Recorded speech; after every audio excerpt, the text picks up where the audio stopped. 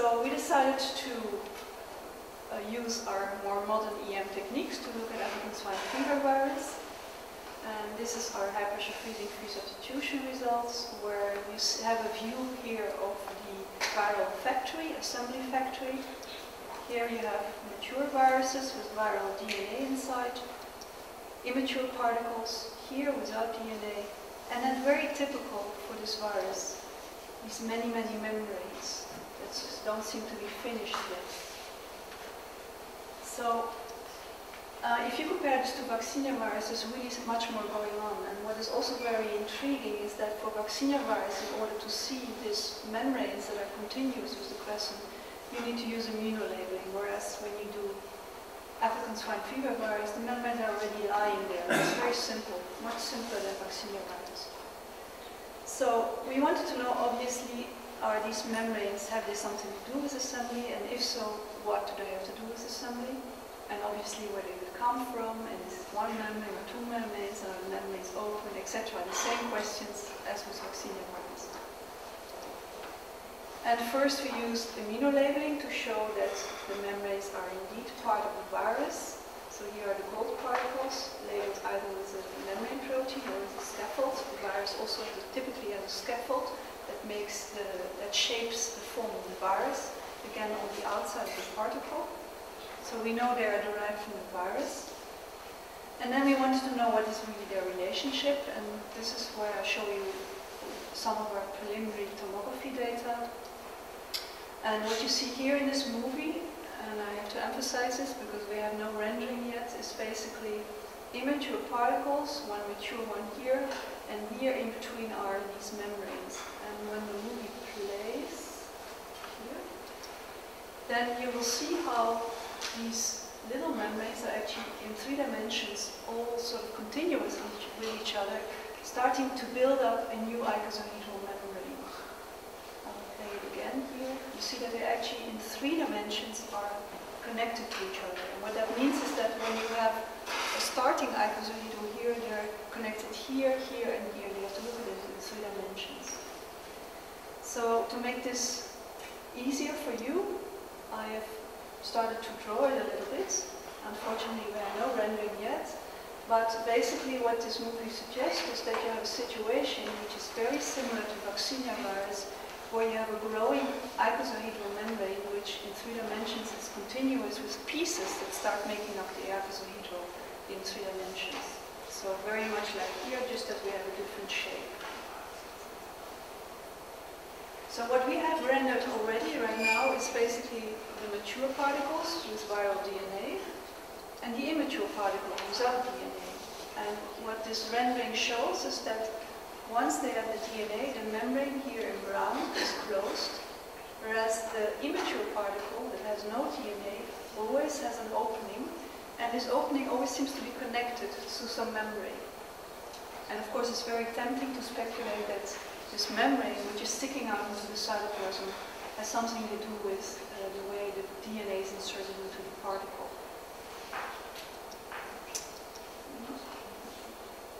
So what we believe is that our preliminary data show a situation which is very similar to vaccinia virus, where you have an icosahedral membrane which is built up by many different pieces of membrane which seem to be moving into the growing icosahedral membrane in this case. I showed you that when you render these images, the immature particles that don't have DNA have an opening through which we think the viral DNA is inserted, but once the DNA is inside, the membrane is closed. What we don't know, and this is what we're studying right now, is whether this is one membrane or 2 membranes, or whether these membranes are open or closed. This is all basically the things that we're going to study in the future. We don't know where they come from. We think they're derived from the endoplasmic reticulum, but we have no proof so far. So this is the question I have, and that's where I'm going to end this story.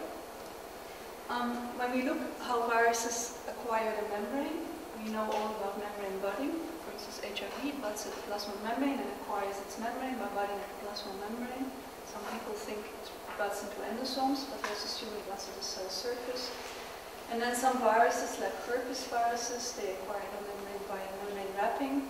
model that we presented previously for vaccinia virus.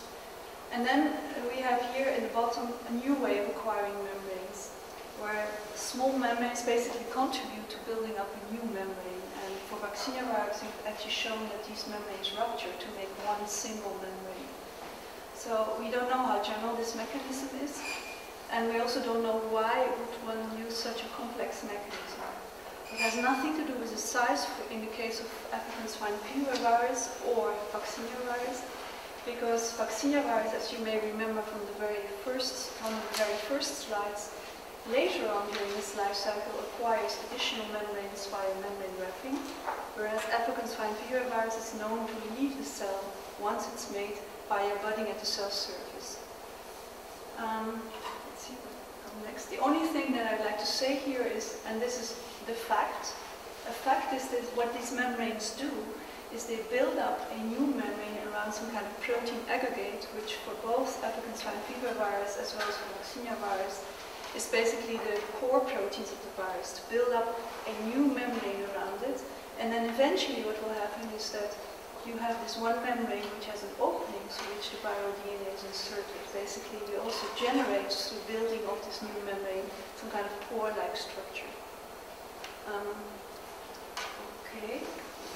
So we don't know whether this membrane rupture that we observe for vaccinia virus is something which is specific for viruses. Perhaps cells also do this, but we have never looked at it because we don't know what to look for. These are still open questions. And just to acknowledge the people involved, most of the work that I showed you on African swine fever virus was done by Cristina Soares and Simone and Niki, who worked with me and my group. Big thanks to Peter Landa for vaccinia virus work, and Sonia Welsh, who also helped me a lot. And these are the collaborators in Spain, Marisa Salas, Carmen Andres, and Javier Rodriguez. And then we have a collaboration on tomography with Paul Walter and his student Catalina. And thank you for your attention. I hope this is clear.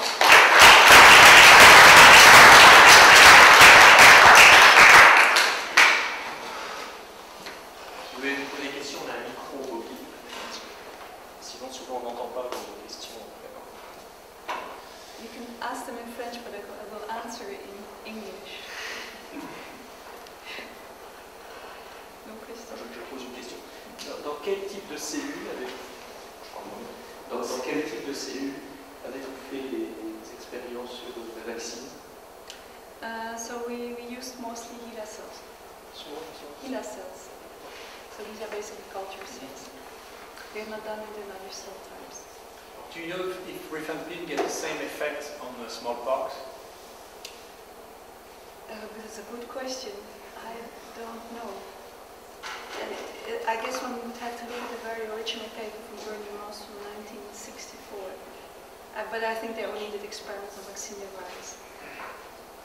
Because smallpox is a different game. You will have to use a Yes, but it's a great question. I mean, yeah. can we use this? I don't think there is any clinical experience using rifampin for smallpox, and we need something just in case. That would be really interesting. Huh.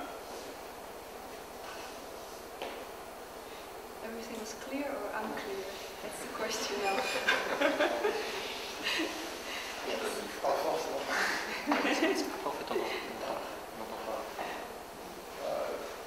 Maintenant, il y a des techniques de microscopie avec les rayons X qui permettent de faire des couches plus épaisses. Est-ce que ça serait suffisamment précis pour voir ces membranes? Yeah, that's a very interesting technique, and I think it's actually complementary to electron tomography, because basically you can look at larger volumes, much larger things, because even in electron tomography we are restricted to 500 nanometer sections, but the resolution is not as good. So I think it's complementary. It would be very easy to, because you can get a global 3D structure of something much quicker because of the 3D volume. In some case, mostly when they are infected by the virophage, many viruses sometimes get very sick, a very sick capsid with several layers on. Do you ever see that in pox viruses? several layers. Yes, on part of the capsid you get several, on half of the capsid you get something such as 10 different layers, because it's an abnormal form. Do you get that sometimes? On the mature virus, I didn't show you any data on the mature virus, but on the mature virus, perhaps I can go back to the original picture that I showed you. The tomogram from Marek Siegler. Where is it? Is it this one? Yes, this one here. So this, of course, is a rendering of the structure, but you can appreciate here some of the details.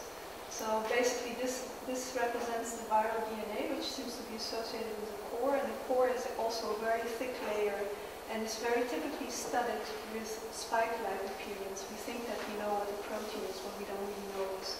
And you see there's also very many layers, and this is what could be similar to the immune viruses. So you have the core, first you have the viral DNA, then you have core proteins, which are two major proteins called for A and for B, if I remember well. There's also a gene to it. And then here on the outside you have a spike-like appearance, and then comes some space which is a little bit undefined, and then comes the membrane, basically. I don't know whether that could be similar to virus. No, one thing, sometimes there is some abnormal form of minivirus that are much more common when they are infected by the biophage, by their own virus. And in this case, you get such like a tumor of one part that consists of 10, in spite of having one layer of the capsid, you get 10 layers of the capsid. And this may be wonderful to study that with cryo-electron microscopy to see why sometimes a viral factory is producing such abnormal capsid. You know. Sure. Did you ever see that in poxvirus? No, not really. No.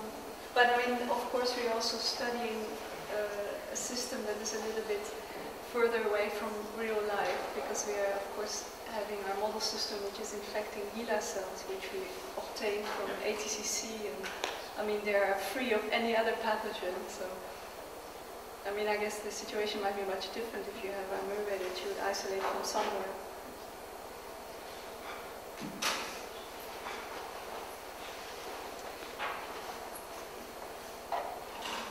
Virus, is there a kind of polarization of the virus? The opening is always as the same place at one pole of the virus, or it can be anything. Assembly, you mean? Yeah. You told us about the opening that allows the DNA to come again to be released. We don't really have an idea about that. The only thing that I can tell you is that the pores that we have observed are very heterogeneous. They don't seem to have a specific size, and you don't really seem to have a specific structure there. But it could be that perhaps it's a dynamic thing which very difficult to capture, to say what is an intermediate and what's really the final stage. But we don't really have an impression that it's occurring at one particular site of the virus. What we did observe, and this, I didn't present the data here, but when this particle, of course, enters into the cytoplasm, much later on, here, this core here, it has, of course, it first transcribes the mRNAs, which are sort of released into the cytoplasm through what we speculate are pores. But then when the core disassembles, it has to release its DNA in the cytoplasm. This often happens on one side of the core. It seems that the core is breaking open always on one particular side, so this could sort of indicate some kind of asymmetry in the core. But this is much later, this is during disassembly, not during assembly.